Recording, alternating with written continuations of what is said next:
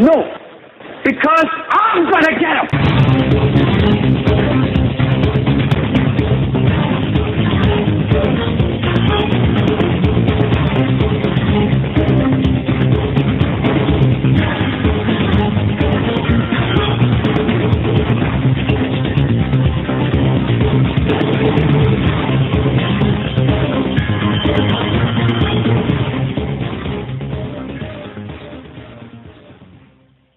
Good evening, ladies and gentlemen, and welcome to this special Monday, March 4th, 2013 edition of the Hagmann and Hagmann Report. My name is Joe Hagmann. With me is my co-host, Doug Hagmann. We are both in studio and ready to go. Welcome, Joe. Welcome to the studio. How's my sound, by the way? You're okay. Sound all right? All right, good. Well, thanks for opening up. I was trying to find the correct button here on the switchboard, but it doesn't help when I forget to bring you on either. Yeah, that's true. But nonetheless, we're together, folks. We got a lot of news information to get through tonight. I just want to open up by saying that I think one of the most important, in my view, one of the most important aspects of news today, something that is not getting a lot of play, or if it is, it's getting improper play.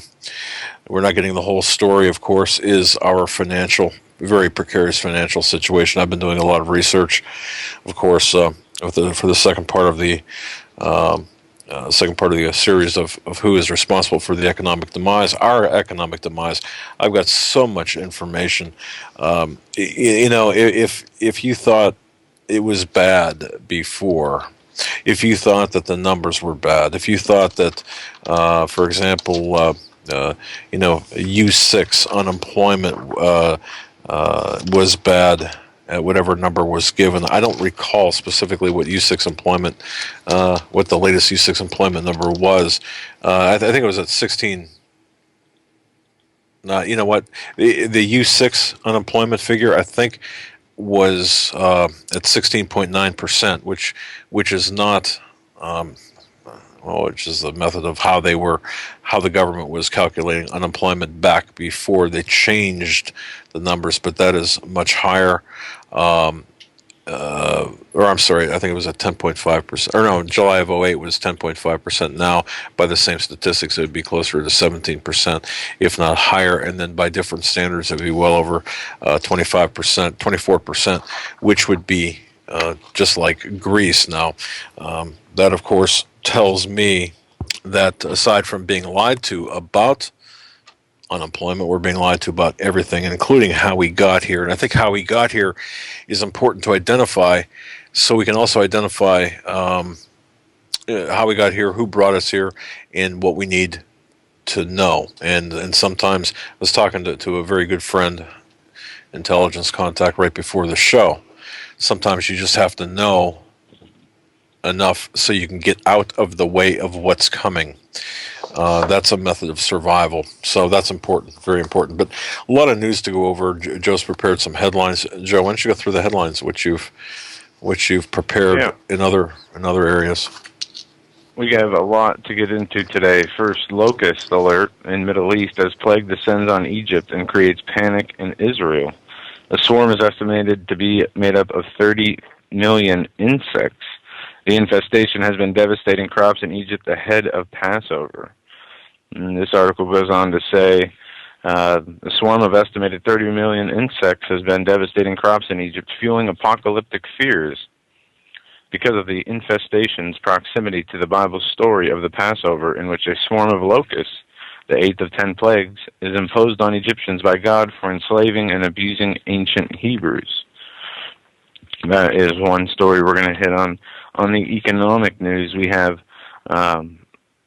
the federal revenue for 2013 is set to set a new record. The latest budget and economic update, the CBO forecast of federal revenue will top $2.7 trillion in 2013, higher than the $2.6 trillion the government collected in 2007. And also, lots of other economic news today. Chart of the day: China's 3.3 trillion reserves could buy all the world's gold twice. Now, this should be concerning to a lot of people. Also, the Fed is starting to prepare for a future public relations nightmare because of their years of quantitative easing program. That also we have China fully prepared for currency war. Also, drones, more in Africa, will track gun owners and cell phone users inside the U.S. And we have the Department of Homeland Security has moved on, evolving from its purchase of bullets to now purchasing 2,700 light armored tanks.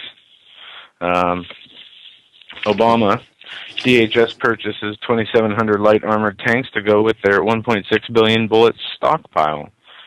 According to one estimate, since last year, the DHS has stockpiled more than 1.6 billion bullets, but some of those numbers differ, up to 2 billion in some cases. Now, the DHS has purchased 2,700 mine-resistant armored protected vehicles, MRAPs. The Modern Survival blog reported that the DHS, through the U.S. Army Forces Command, recently retrofitted 2,717 of these mine-resistant protected vehicles for service on the streets of the United States. Well, and one would ask, I've had a lot of people send me emails and say, well, what's this really for? What's the DHS preparing for? A lot of questions about the current events. And if you take any one of these events, of course, it's startling, like the Department of Homeland Security's actions. Very startling in terms of what they're buying. Part of this, I believe, and based on research, is with respect to the ammunition, is taking the ammunition out of the market. So to deprive us of that ammunition. Now, what about the stuff that's out there already? Of course, there's ammunition in the hands of millions upon millions of people here in the United States. So at least we have that. But their current behavior would, in my view, and in other informed individuals, is, of course, if you connect all of these dots, you can see where this is going. They're preparing for conflict here domestically. Now, is it a foreign enemy? No, it's an internal enemy. It's us that they're preparing for. Well, why would it be us? Would it be just for the sake of causing or engaging in some sort of constraining the population? No, it's going to be directly related to our economic crisis. And by the way, we're talking about an economic situation. You're not going to be, there's no place for you to go. And I've also gotten emails from people saying, well, geez, what about, how does Panama sound? Or what about Costa Rica? Or what about Uruguay? Folks, you're not going to be able to run from this. This is a global economic crisis. Well, I wouldn't even say that. This is an orchestrated an orchestrated takedown of our global economy, and you will not be able to go anywhere to